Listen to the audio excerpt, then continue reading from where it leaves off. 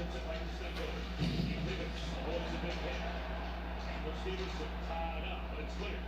job by Vegas closing out as soon as they entered the zone, Dallas.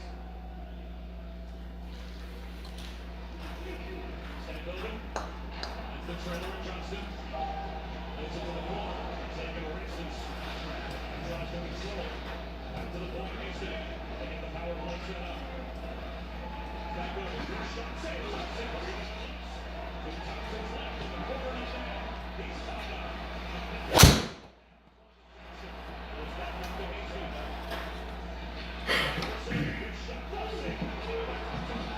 Oh shit. Oh no. Oh fuck.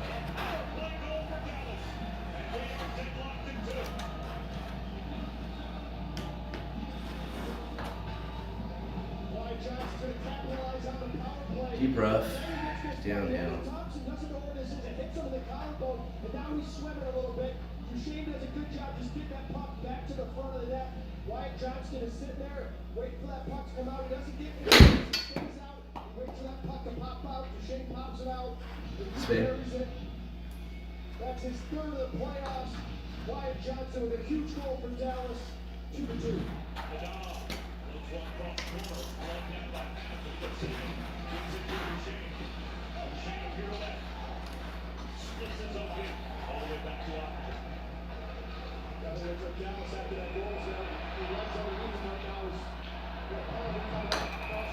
Oh my god, Derek.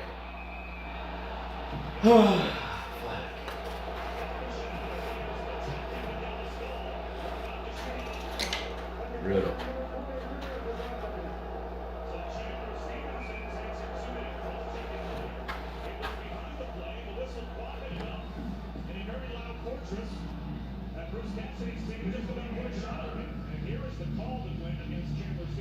We got some elevation here.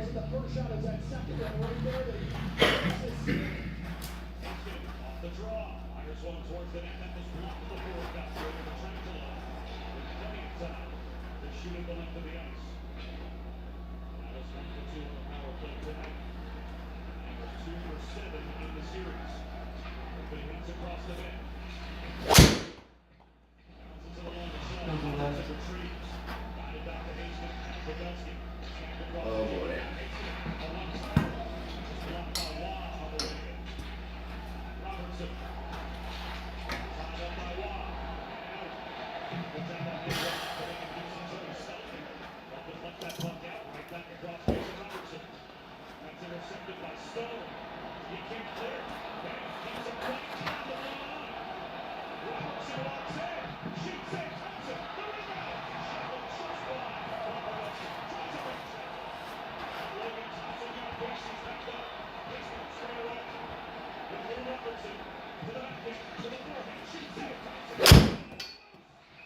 What? The fuck? Want a good shot?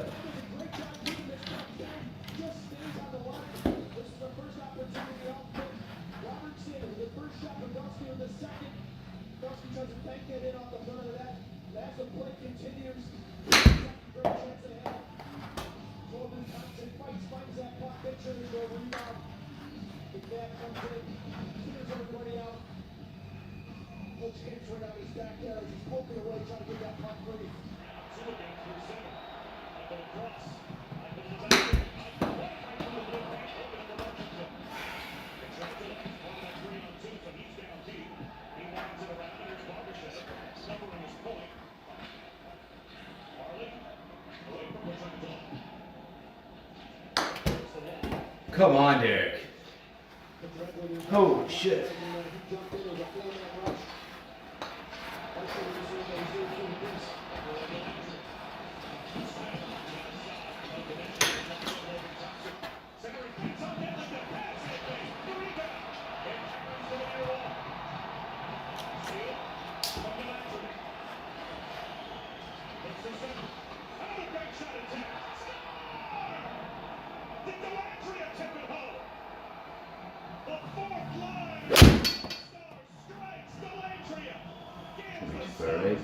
As we just said, there's no pucks at the net. You never know what can happen. as his puck works around here. The answer is in front of the net there, and she's going to bounce off him. Smith just throws his head to net, off of the Andrea's shoulder, and in the back of the net. 10 seconds to go in the period. White Cloud is ahead in the middle of the last seconds of the second period. Expired.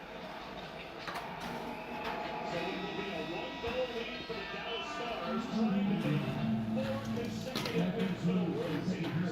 In this series, they will take that one-goal lead to the third period. BK's jalapeno chicken fries look just like a regular chicken fries. But there is a way to tell they're a little spicy. What are you looking at, sir? Oh, I see. You want to eat me? Then do it. Go ahead. Try me. Chicken. Walking King's broken nose, but squeaky.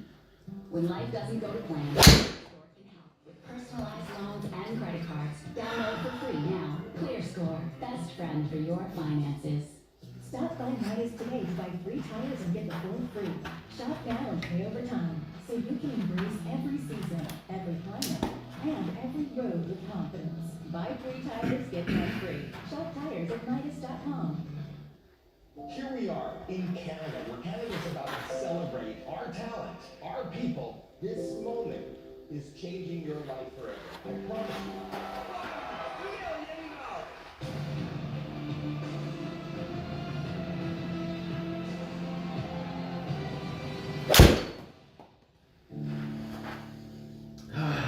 Fuck me, man. This is the game This suck. to your dreams coming true.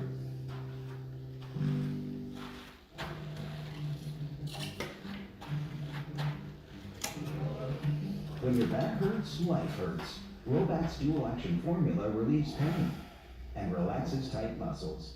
Take back your back with Robax. Oh, This boy. new Charmin Ultra Soft Smooth Tear has wavy edges. It's no ordinary square. New Charmin Ultra Soft Smooth Tear has wavy perforations that tear so much better with more cushiony softness. Enjoy the go with Charmin. Shopping for a car was super stressful, I'm not gonna lie. But with Auto Trader, you have options to set criteria for mileage, for price, any budget walk away with a great deal. The answer is Auto Trader. This is a huge period. This puts each other who wins this series. How about the response a couple of times today from Dallas on the road? And they certainly seem to play arguably their best hockey, at least of this game, in the last 7 minutes of the second period. And they take the lead into the third. Yeah, he definitely controlled the play the last 5 minutes of that. After Vegas scored their goal to go up by 1, it seems like Dallas starting to skate more, getting opportunity, get pucks to that. They're taking control of this game up to this point now. Off the draw, Peter. The half ball and holds. And not again. Lobs it in deep. Wraparound shot. Step by Ottinger. A chance for Marchessault. And Ottinger was ready in the blue paint. As he denies the wraparound by Marchessault. Off the draw, Martinez. Brings it down low. That shot blocked. The 15th block shot for Dallas as Duchesne got in the way and sacrificed. Carlson up high, White Cloud. He'll try one. That was blocked in front. And there's a save by Ottinger on the rebound. And he will, as Emmanuel has another look. He, of course, scored the East first goal. Another good save from Ottinger as his point shot comes through. It's going to get blocked in front of the net. Emmanuel does a great job settling that down. He can take a shot. With an extra second, takes him to settle down. He's Ottinger time. Gonna be short. To his left, good little shuffle. Stays square to that shot. Oh, I heard that. Covers it up. Big save for Ottinger. And an offensive zone draw here.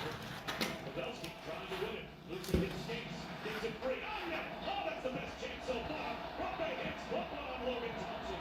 And Thompson made his only true save of the third period so far. That's the second shot on net for Dallas in the third. Their only other shot was China's about 3 minutes ago from 138 feet away. Rifle across. This was blocked up into the net in that Good chance here off of the face-off. As Pavelski just kicks it ahead to Hintz, throws it on net. Thompson's ready for that one. Great job of Pavelski to walk with that draw to kick it up to Hintz.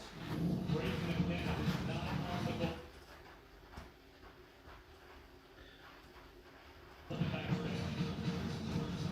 So he has been a physical presence. Certainly tonight, he had a shot early. I'm not sure. Shot with that has shaken. Gargot. That shot, there's no question about that. So Stayed on the ice and finished that shift, but now he's not on the bench. Take it away. Smith moves in. Smith to the backhand. Shot! Slid wide! It looked like he had Logan Thompson committed and just couldn't quite tuck it home, but it would have been a massive two-goal lead. yeah, hard move to his back, and he definitely had it past the pad of Thompson, but I think the puck rolled off his stick, or he hit Thompson's pad as he tried to put it in with his stick, causing the puck to roll off to his brother. A great chance there for Smith. Domination is called on Dallas. His fourth line for the Dallas Stars has been a weapon tonight offensively. Yeah, Villander up first with the goal. Now Craig Smith here, hard move to his backhand as he tries to bring it to his backhand. He's past the pad of Thompson, but right Oh, there, the frig.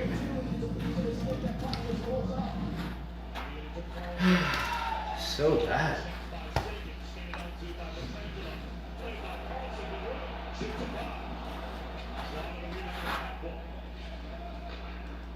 Moved by Petrangelo deep. Emmanuel pivots, centering pass, Petrangelo shoots. Behind the block by Duchesne on the slide.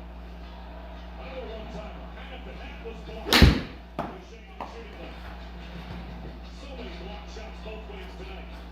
Hannafin, again, wrist one twice, and it got through and went just wide of the far post. Hannafin again. Slides it across. Emmanuel. Shot pass intended for Carlson. That caroms to the far wall. Hannafin skates onto it, and he'll do a lap in the offensive zone. Hannafin had his pocket picked by Duchesne, and it's cleared. Some open ice. Crisscrosses with Sagan. Holds on the puck. Rich shot. Glove save by Logan Thompson. Sagan was hoping for a rebound. And he had 2 minutes to go. Duchesne lost it. Theodore Stinson. Looking to the bench is Thompson. Michael sends it deep. Thompson being told to hold. Now there's Brett Marchessault looking for a short side shot. That was denied by Uppinger. He goes to the bench. Empty net down low. Marchessault controls. Fumbles it towards the net. Denied by Uppinger. On the back left. With the man to Theodore. Across to Michael. Michael one-timer. Hannafin blocked. 180 up the hill. Plays it right. Theodore plays it deep. Surveying Stevenson. Back up top straightaway. Action's hot. Theodore with the net empty. Robin hits towards the empty net. Scores! Robin hits with a block shot. Still feeling the effect. Hits the empty net. And the Stars have the 2-goal lead. They stayed tight, they sacrificed themselves. What a block there from him. You can see Robin at his right wrist.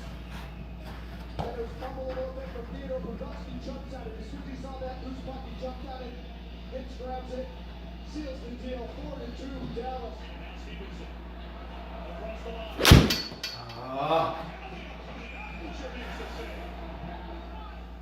50.7 seconds to go as Ottinger was able to stop Eichel driving to the net, but now it should be a 6-on-4.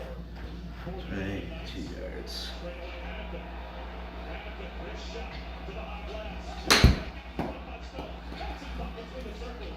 It's still loose. Then to Eichel. Shoots it wide. Catches blocked. Second. Hammers it up the boards. Now back Hannafin. It's across. Only 13 seconds left. Down the goal line hurdle. Back to Stevenson. Here is Hannafin. 6 seconds to go. That shot whistles wide. Caroms all the way around the glass. And that will do it. Every game has been a road win so far in this series that it's now deadlocked at 2. The Dallas Stars, after losing twice at home, come to Vegas and beat the defending champions.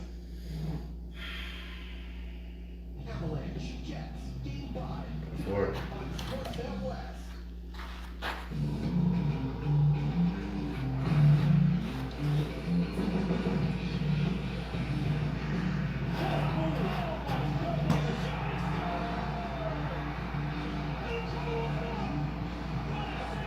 Hello,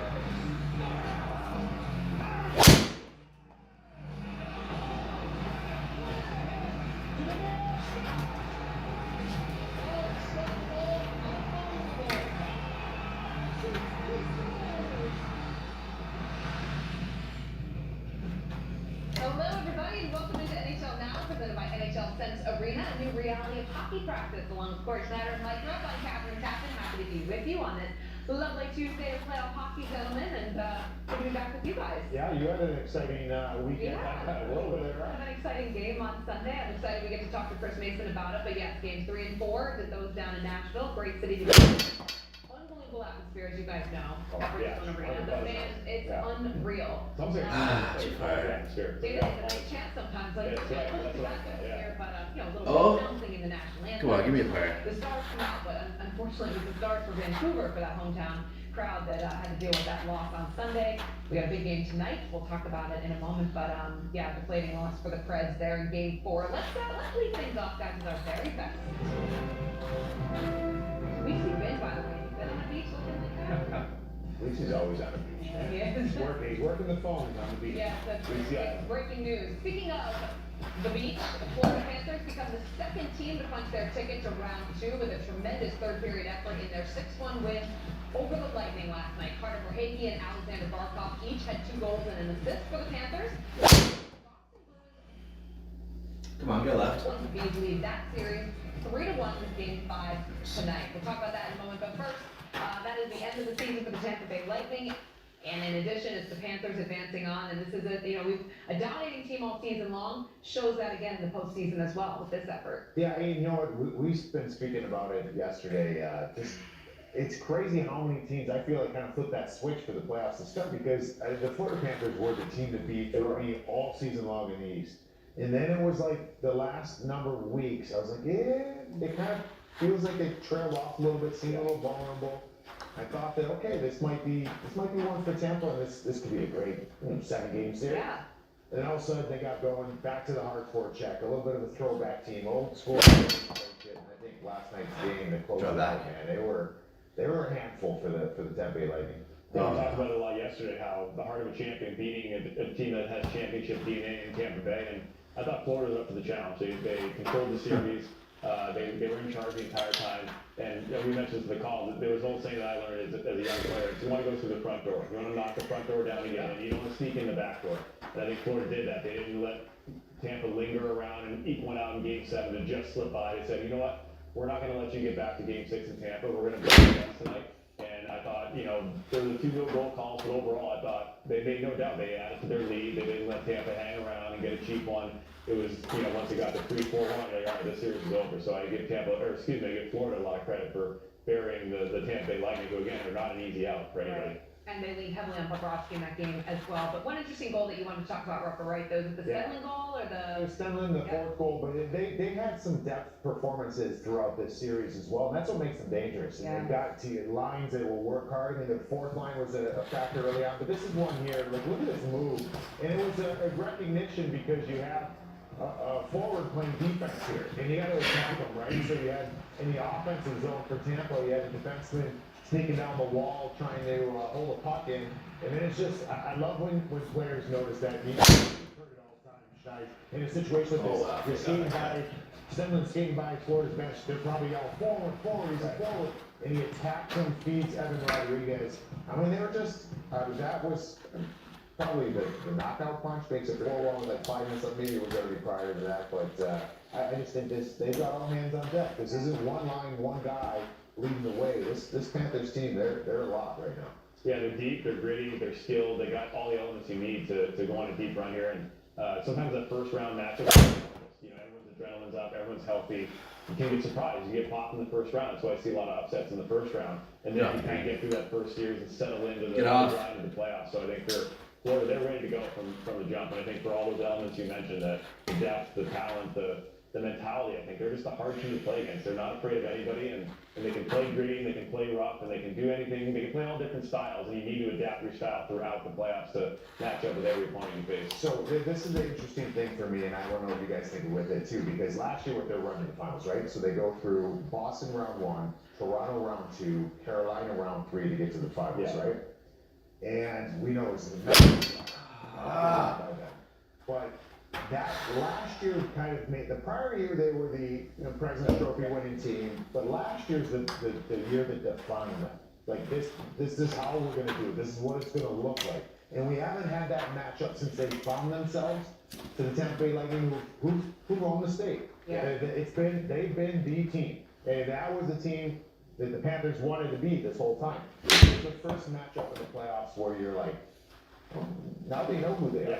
And I think this was, I don't want to say passing of the torch because that'd be disrespectful to the Tampa Bay Lightning. I still think that that's a very good hockey club. Yeah. But it just felt like Florida Panthers time right now. Yeah. Right? And they made a statement in this series. They certainly did. Yeah, you're right. And now they get rest.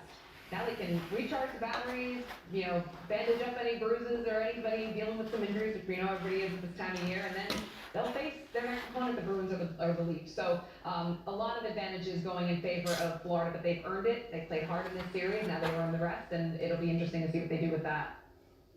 Yeah, I mean, it's unfortunately some of those series might end pretty quickly, but I think hopefully they'll give everyone a few days here. But to your point, that's the advantage of closing out series quickly. You can get guys healthy, get guys. You don't get the grind and the wear and tear of the playoffs. You play 7 games every series, and you do make it to the finals. We saw Florida again, we got some experience and lessons learned. Like, hey, we know that rest is a weapon from that time. So I think that's a good point, KT, to just heal up. Because the next series, we get Boston or Toronto looking like Boston. Probably that's going to be a tough matchup, physical series too. So it doesn't get any easier. Right. You mentioned the controversial goals, and I want to go to the Lightning controversial goal there at the end of the second period, a waved off goal here, Corey. What did you think of this? I mean, I'm the goalie, so I don't know if I'm biased or not. Here's my interpretation. There's a rule in place. The blue paint is for the goalie. If you impede his ability to play the position inside the blue paint, technically that's supposed to be waved off. Do I agree with it all the time? Not really. Let's stop it. We go back a little bit here. My issue is he engages in the battle right here. So he's engaged, that's fine, that's a net front battle. He chooses to spin into Bobrovsky into the crease. It's not, he didn't get pushed. He could have spun the other way, he could have gone whichever way he wanted. He turns it, we let it roll here. And kind of holy smokes. Bobrovsky. And, can you say Bobrovsky sold it, he dropped the stick, could he have worked harder? Maybe. This is a better view. Look, the skate comes through, makes contact, brushes up against him. The blue ice is for the goalie. And I know that's maybe a cop-out and people hate that. I'm not saying that that's okay. That's how the rule is written. So, for a goalie, me personally, I felt like being a goalie is like a quarterback in the pocket. You have to feel the pressure. You have to know when guys are in your space, move around them, work to sort of get your space without making contact. So, is it a bit of a ticky-tack call, especially in the playoffs? Probably. So again, for all those people who are saying, "Oh, we're protecting the goalies, we're treating the kids gloves," like I get it, but as the rule is written, he came into the crease and didn't let Bobrovsky play his position effectively. By the rule, that is goal interference. So if we start letting that go, then again, it kind of becomes a bit of a gray area throughout the playoffs. So I think you just have to enforce it the way it's written. Which, if you have an issue, it's just the way the rule is written. Yeah, I mean, the first one, I think we talked about that. The first one was clear. Yeah. The disallowed goal, that was, the player skate kind of got involved there. I got that one 100%. This one was a little more tough for me. Because I'm sitting there watching, and I agree with what you're saying. I love how you broke it down too from the overhead. Is he chose to go there. He didn't get shoved into that area. So when you do that, you're setting yourself up for something here, right? And so you're also trying to find a way, you're trying to score a goal. You're not really thinking about, hey, am I going to interfere with the goal here? Right. But Tampa player chose to go in that area, but I also think there was some theatrics to it. Well, yeah, it's a good sell job. Listen, this is, yeah, I don't know. So that one was a little closer for me, but, it came at a tough time. But at the end of the day, I don't think it really changes things in this game, the series, but you could argue, hey, it could be a different game if that game's tied, and where it goes from there, but, and real quick, I can understand the frustration where, penalties don't get called as much. Oh, a no. slash in the regular season might not be a slash in the playoffs for players and skaters and the hooking and holding and all that. But then why are the goalie rules enforced to the T, exactly as they are during the regular season? I just think because you can really open a can of worms with contact in the crease if you sort of let things go, and then it's fair game. We don't know what's a goalie interference call or not. So I think, I understand the frustration between the discrepancy of the goalies versus how we treat the players, but again, I think if that was your team, you'd feel differently. So that's part of being a fan. Well, the season comes to an end for the Tampa Bay Lightning. We'll talk later on the show where it goes from here. Steven Stamkos on an expiring contract. Victor Hedman 1 year away from an expiring contract. So lots of decisions. We'll talk about that later on the show. But the other game last night was out west, and it was Dallas evening up their series with the defending champs with their second straight road win. Jake Ottinger made 32 saves in the Stars 4-2 victory. Coach Pete DeBoer calling last night Jake Ottinger's best night, adding that the third period he locked it down and made some saves. And boy, did he ever better. The Stars defense was huge in this game. That's all there is to it. And Jake Ottinger, another big game for him. Yeah, I mean, goalie-centric start here. I love it. It's, you know, I think we were a little sensitive. I mean, Logan Thompson's been great this series. I think we were pretty hard on Ottinger the first 2 games. He didn't quite play as well as he needed to. And I think it's a great point, Casey. I think he underrated these last 2 games. He's had no margin for error. They've been tight scoring games. Last game was overtime. This was a tie game late. And he can't make a mistake right now. If he lets one in that he shouldn't, Vegas is up 3-1 or could be ending the series. So pretty impressed with his response and how he's bounced back these last 2 games in Vegas. So he's kind of flying under the radar right now, but obviously the game will go love. Yeah, but I think Logan Thompson's put some pressure on him too. Yeah. You mentioned that overtime winner, the Wyatt Johnston goal, but that was a pretty heavily favored game in the Dallas Stars' favor. So, you know, Logan Thompson's stopping all these shots and all these looks. So I think that puts pressure on a goalie, right? Not getting as much look. Yeah. But I will say, I would go hard on Jake Ottinger because I've always revered him as being a top 5 3-goal contender in the league. And I'm like, well, when's it going to happen here, right? Like, it didn't happen all season long, and this team was just a couple points off the President's Trophy, but he has gotten going here. Yeah. And that's what makes this team dangerous. Hey, Bogey. I'm not willing to say, hey, Shit, that was a pair of 3. you're in trouble. I think this is screaming clearly. 7 Oh, games. sorry. Like at this point, 2-2. Why not? Yeah. But it's both these 2 teams, man. It's fun to watch these goaltenders.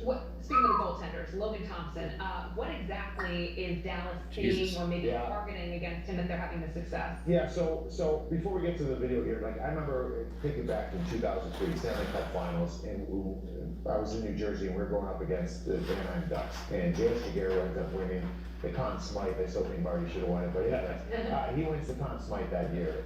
He was lights out. He was so hard throughout the playoffs, right? And I remember before, I don't remember what game it was, but at some point, the video coach, Jacques Perron, and the coaching staff came in with these clips, and I don't remember what the exact number was, but it was a big chunk of goals against J.S. Giguere of moving the puck east-west.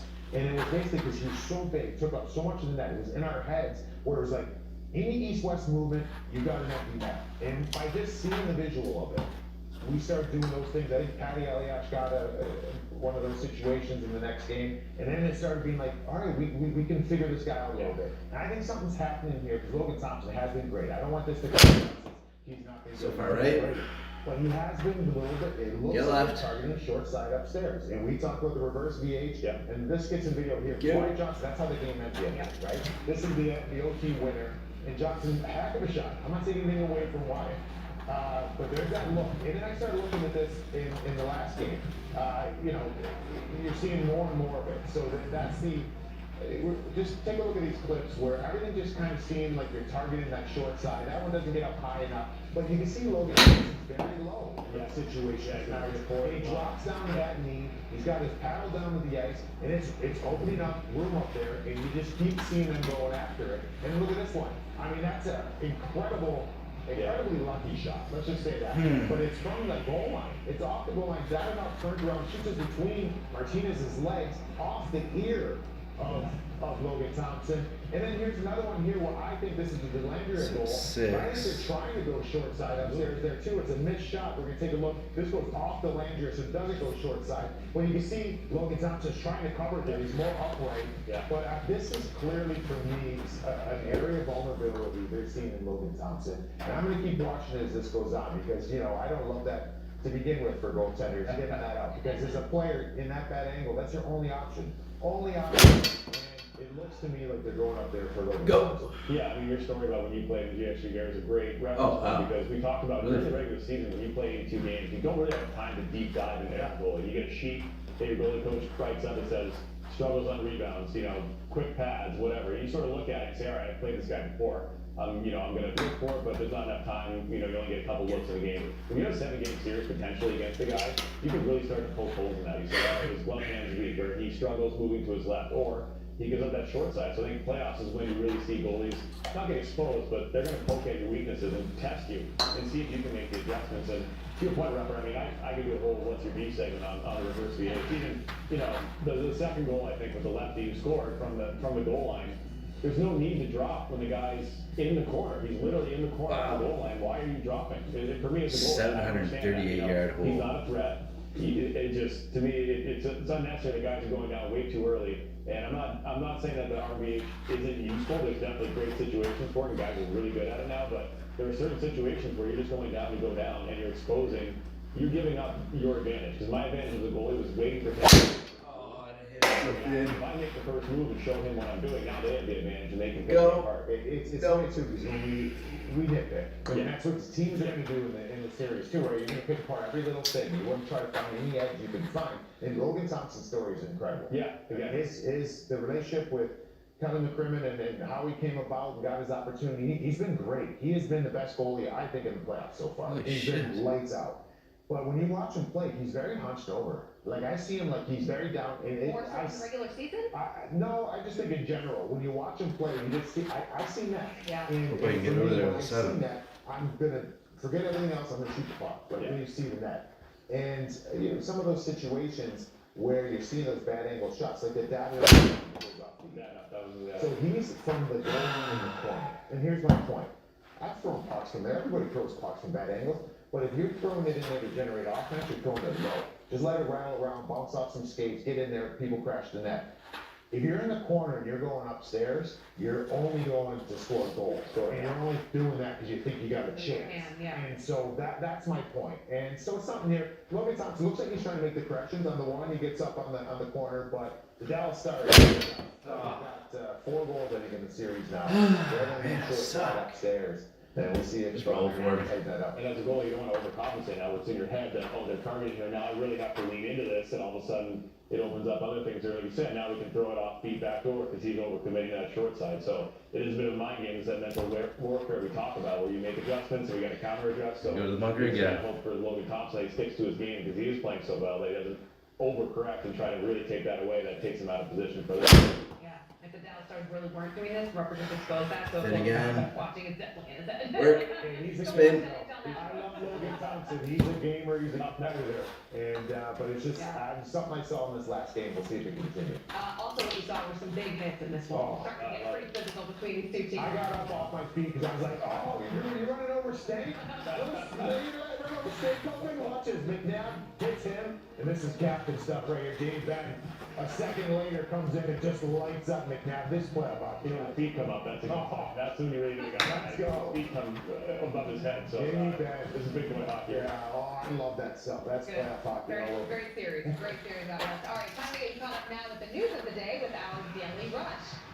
The NHL announced the finalists for the Calder Trophy earlier today. No surprise here. It's Chicago Blackhawks center Connor Bedard, Minnesota Wild defenseman Brock Faber, and New Jersey Devils defenseman Luke Hughes. They were the top 3 vote getters for the award that will be given out in June.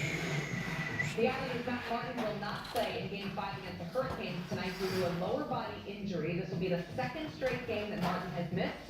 Simon Holmstrom will replace him in the lineup tonight. And Canucks coach Rick Tocchet is not showing his cards. He has said the starting goaltender for Game 5 will be a game-time decision tonight. There are reports that have Artur Shelovs getting the start in net against the Predators.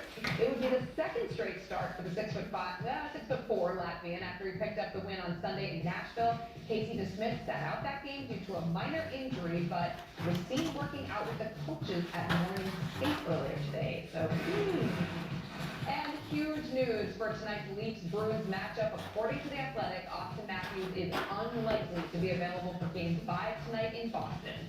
Matthews has been battling an illness and was forced to sit out the 3rd period of Saturday's Game 4 loss. According to sources, he is also believed to be nursing an injury, which has made it more likely that he will miss tonight's pivotal game against the Bruins. So this is an ongoing major storyline for the Toronto Maple Leafs. I mean, if he is unavailable tonight in a series clinching victory for the Boston Bruins, this is really devastating for Toronto. Oh, big time. Because the one win they have is basically him putting on the cape and Yep. winning it for him, right? Like in Austin Matthews and whatever he's dealing with here, I think we're gonna learn some stuff here in the next little while. And it's clearly serious. Yeah, this is him skating this morning for Yeah. 8 minutes. So 8 minutes. So no matter what, let's just take this very vague because that's kind of what we've got right now. If you're going out there for 8 minutes to test it, whatever, if it was good, that 8 minutes would turn into, Yeah, you keep going. Which one? it wouldn't be cut We off. should- You know? there you go. And so for me, you know, it's a